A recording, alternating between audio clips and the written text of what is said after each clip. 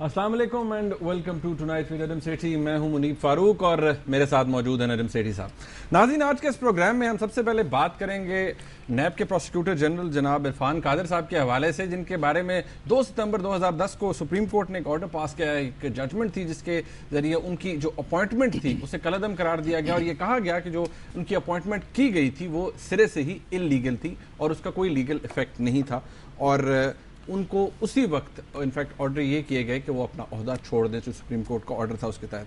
अब आज 6 सितंबर को एक सबसे बड़ा जिसे कहते हैं भौचाल आया उस वक्त जब इरफान कादर साहब अपने दफ्तर पहुंच गए और उन्होंने एक गैर रस्मी सा इजलास भी बुला लिया लॉ ऑफिसर्स का और उन्होंने कहा कि वो उस वक्त तक ये ओहदा नहीं छोड़ेंगे जब तक कि प्रेसिडेंट ऑफ पाकिस्तान जनाब आसिफ अली जरदारी साहब उन्हें हुक्म नहीं करते या डी नोटिफाई नहीं करते, उस वक्त तक वो काम करते रहेंगे।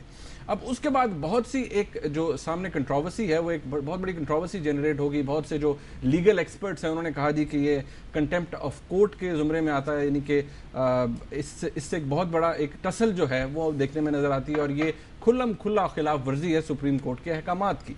अब प्रेसिडेंसी की तरफ से जो स्टेटमेंट आया, फरहतुल्लाह बाबर साहब उन्होंने कहा जी कोई ऐसा हमने कोई ऐसा एलामिया जारी नहीं किया गया, कोई ऐसी स्टेटमेंट जारी नहीं हुई जिसके नतीजे में कहा जाए कि इरफान कादर साहब को प्रेसिडेंसी की तरफ से कहा गया है कि आप अपनी जो ओहदा है उस पर काम कंटिन्यू रखें।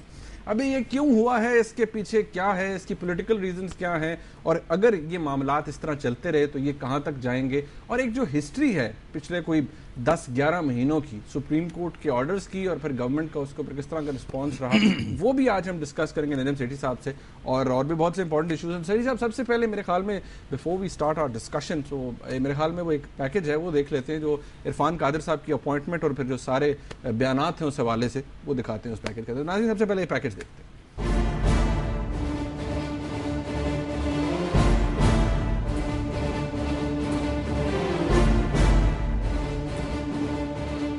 कोर्ट की हिदायत पर इस साल 1 अप्रैल को विफाकी हुकूमत ने नैब के प्रोसिक्यूटर जनरल दानिशवर मलिक को बरतरफ कर दिया था। इसके बाद साबिक प्रोसिक्यूटर जनरल नैब इरफान कादिर की इस ओहदे पर तकर्रुरी की गई। एडवोकेट जनरल पंजाब ख्वाजा हारिस ने सुप्रीम कोर्ट में इरफान कादिर की तकर्रुरी को चैलेंज कर दिया। उनका मौक़िफ़ था कि इरफान कादिर का इस ओहदे पर दोबारा तकर्रुर नहीं किया जा सकता। सुप्रीम कोर्ट ने समाअत के बाद 2 सितम्बर को इरफान की तकर्रुरी गैर कानूनी करार देते हुए हुकूमत को 30 दिन में नई तकर्रुरी की हिदायत कर दी। पीर के रोज जारी होने वाले एक हैंडआउट के मुताबिक इरफान कादिर प्रोसिक्यूटर जनरल के ओहदे पर सदर की हिदायत तक काम करते रहेंगे। इरफान कादिर का कहना है कि उन्हें हटाने का इख्तियार सदर मुमलिकत के पास है और अदालत के अहकामात पर अमल दरामद सदर के हुक्म पर ही होगा। सदर जब कहेंगे वो ओहदा छोड़ देंगे। इरफान कादिर का ये बयान सामने आने के बाद वजारत कानून ने उन्हें फौरी तौर पर दफ्तर खाली करने का हुक्म दे दिया है। सदर के तर्जुमान फरहतुल्लाह बाबर ने वजाहत की है कि ऐवान सदर से इरफान कादिर के बारे में कोई हुक्म या नोटिफिकेशन जारी नहीं हुआ है। आईनी और कानूनी माहिरीन का कहना है कि इस हैंडआउट से हुकूमत और अदलिया में नई महाजराई शुरू हो सकती है। SM जफर कहते हैं कि अगर ये हैंडआउट नैब ने जारी किया है तो दुरुस्त है, लेकिन अगर हुकूमत की तरफ से आया है तो तसादुम होगा।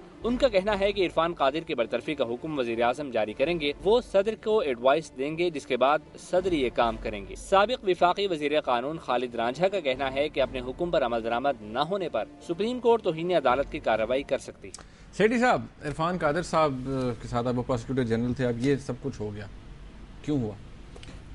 क्यों हुआ, कैसे हुआ, आगे क्या होगा? सबसे पहले क्यों हुआ? देखिए, सबसे पहले तो ये है कि इरफान कादिर साहब कौन हैं, क्या ये आलतू पालतू या कोई शख्सियत है, कोई हिस्ट्री है? मतलब है कि अगर तो ये आए गए वाले हैं तो फिर शायद इसकी अहमियत नहीं है। अगर इनमें वज़न है, इनकी क़ुव्वत में या इनकी अपॉइंटमेंट में, तो उसको ज़रा देख लेना चाहिए, उससे पता चलेगा ये कितना सीरियस मामला है। इरफान कादिर साहब गालबन 93 से लेके 2003 से लेके 2006 तक प्रोसिक्यूटर जनरल रहे। पहले नैब के रह चुके हैं। उसके बाद 2009 में गालबन 3-4 महीने ये हाई कोर्ट के जज भी रहे, लाहौर हाई कोर्ट के जज भी रहे, जिन्हें पीसीओ जज जिन्हें कहा जाता है, जिसमें 130 लोग फारिग कर दिए थे चीफ जस्टिस साहब ने 31 जुलाई के फैसले में। उससे पहले ये एडिशनल एडवोकेट जनरल पंजाब भी रहे हैं और so basically he's a senior lawyer who served as a judge and then as a prosecutor general। और ये भी याद रहे कि ये शायद वाहिद प्रोसिक्यूटर जनरल है नैब में जिन्होंने अपनी पूरी 3 साल की जो मुकर्ररा टर्म थी वो कंप्लीट की थी। आगे आगे उसके बाद भी और उससे पहले भी कुछ लोग आए गए 3 साल की पूरी टर्म नहीं की। ये इनकी ये सिंगुलर अचीवमेंट है और नॉन कॉन्ट्रोवर्शियल थे। तो फिर जब इनको 4 साल के बाद फिर लगाया गया तो जाहिर है इनकी भी और हुकूमत की भी लॉ की इंटरप्रिटेशन यही थी कि इनको एक्सटेंशन नहीं दी जा रही, इनकी एक नई टर्म बन रही है। फ्रेश अपॉइंटमेंट है। 4 साल पहले ये रहे थे, उसके बाद अगर एक्सटेंशन होती तो कंटिन्यू करते, क्योंकि एक्सटेंशन अलाउड नहीं है अंडर द नैब ऑर्डिनेंस। तो उन्होंने कहा 4 साल के बाद जब उन्होंने देखा किसको चाहिए तो उन्होंने कहा हाँ ये हैं, इनको ले लेते हैं। और गवर्नमेंट ने ज़ाहिर है ये नहीं सोचा कि ये एक्सटेंशन का मसला बनेगा। अब सुप्रीम कोर्ट ने ये फैसला किया है कि ये 4 साल की गैप के बावजूद इसको एक्सटेंशन ट्रीट किया जाए और अंडर द लॉ ये एक्सटेंशन नहीं हो सकती और इनको अपना ओहदा छोड़ देना चाहिए। उनको एक्चुअली बरतरफ कर दिया। उन्होंने कहा जी अपॉइंटमेंट ही इलीगल। अब हुकूमत की ये पोजीशन रही और मेरा ख्याल इरफान कादिर साहब की यही पोजीशन है कि ये मेरी एक्सटेंशन नहीं थी, ये मेरी एक नई सर्विस थी और फ्रेश अपॉइंटमेंट थी। या तो अगर 6 महीने के बाद भी होती तो ये शक शुबा होता कि एक किस्म की एक्सटेंशन है, बीच में कुछ और करके इन्होंने कर लिया या ओहदा वेकेंट रखा है। मगर ये 4 साल और उसके दरमियान और प्रोसिक्यूटर जनरल आए और चले गए। तो एक तो ये पॉइंट ऑफ कंटेंशन है कि क्या सुप्रीम कोर्ट का फैसला जो है हुकूमत को पसंद आया या नहीं पसंद आया, उसमें कंट्रोवर्सी शुरू हो गई है। कुछ लोग वकील कहते हैं और सुप्रीम कोर्ट ने सही फैसला किया, कुछ कहते हैं नहीं सही फैसला किया। कानून के मुताबिक हर की अपनी interpretation. Judgement is a public document number 1। So criticism भी होती है जजमेंट के ऊपर, तो क्रिटिसिज्म भी हो रही है और कुछ लोग सपोर्ट भी कर रहे हैं। So those are the facts. जहाँ तक इरफान साहब का मसला है, मेरी इतला के मुताबिक कुछ ज़ातियात के भी इश्यूज़ हैं सुप्रीम कोर्ट के कुछ जजेस के और इरफान साहब के। इरफान साहब बड़े रुखे शख्स हैं और अपने ऊपर काफ़ी फ़ख्र करते हैं अपनी कार्रवाई के ऊपर, अपनी प्रोफेशनलिज्म और अपनी इंटेग्रिटी के ऊपर। तो जाहिर है कि हो सकता है कुछ इधर उधर की बात होगी वो पास में। एक तो बिल्कुल रिसेंट भी हुआ ना, और रिसेंटली जो हुआ उसमें आपने देखा जब इनको बुलाया गया अदालत, जवाब दिया और इन्होंने अच्छा खासा अग्रेसिव किस्म के जवाब दिया और कुछ जजों को ये बात पसंद भी नहीं आई। रमदे साहब के साथ तो इनकी रमदे साहब के साथ लेन देन भी हुई। हाँ। और तो मैं समझता हूँ इसमें कुछ पर्सनल बैकग्राउंड भी शायद हो, I am not sure, but शायद हो और उसको रूल आउट नहीं करना चाहिए। इवेंचुअली खैर इरफान साहब की छुट्टी होगी। अब इरफान साहब जिस दिन छुट्टी हुई उस दिन वो ओहदा छोड़ के घर चले गए। 2 सितंबर की बात है और वो लाहौर आ गए। और यही उस वक्त हमारी जो इतला थी वो यही थी कि अब he is following the supreme courts orders, वो घर आ गए। मगर गालबन 3 या 4 को सैटरडे मेरा ख्याल 3 तारीख थी, है ना?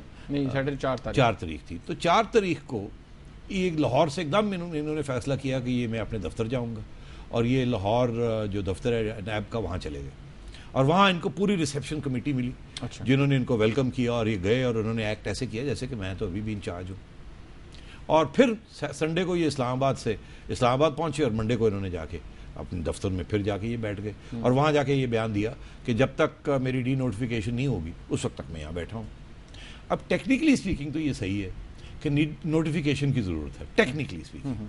अच्छा, अब जैसे असम जफर साहब ने कहा कि नोटिफिकेशन प्राइम मिनिस्टर करेगा और प्रेसिडेंट साहब उसके ऊपर अंगूठा लगाएंगे, उनके पास और कोई चारा नहीं है। पुराने ज़माने में प्रेसिडेंट के पार्स होते थे, अब वो नहीं है। अब वो basically on the advice of the prime minister वो बाइंडिंग है। प्राइम मिनिस्टर साहब एक नोटिफिकेशन इशू करें। अब प्राइम मिनिस्टर साहब को पहले एक लॉ मिनिस्ट्री से बाबर अवान साहब की तरफ से एक नोट जाएगा प्राइम मिनिस्टर साहब के ऊपर, प्राइम मिनिस्टर साहब उसके ऊपर दस्तखत करेंगे, वो चले जाएंगे प्रेसिडेंट के पास और फिर प्रेसिडेंट साहब उसको ओके करेंगे और उस वक्त डी नोटिफिकेशन हो जाएगी, टाइम जो गालबन अब तक नहीं हुआ। ब्रेक का वक्त आ गया। नाज़रीन, यहाँ पर एक ब्रेक लेते हैं। सेठी साहब, एक इंपॉर्टेंट पॉइंट यहाँ पर ये है कि बहुत से लोग ये कहते हैं कि इरफान कादिर साहब जो हैं वो बाबर अवान साहब के दोस्त हैं करीबी, इसलिए उन्हें लगाया गया, ये भी एक बात की जाती है। और इसके हवाले से एक कंट्रोवर्सी ये भी है, जिस तरह आज एक लीगल एक्सपर्ट थे रिटायर्ड सुप्रीम कोर्ट के जज वजीउद्दीन अहमद साहब, वो ये कह रहे थे कि सुप्रीम कोर्ट के ऑर्डर के बाद किसी नोटिफिकेशन की जरूरत नहीं होती, वो ऑर्डरी नोटिफिकेशन होता है। चलें इसके ऊपर भी बात कर लेते हैं। तो नाज़रीन एक ब्रेक लेते हैं, यहाँ पर हमारे साथ रहिए।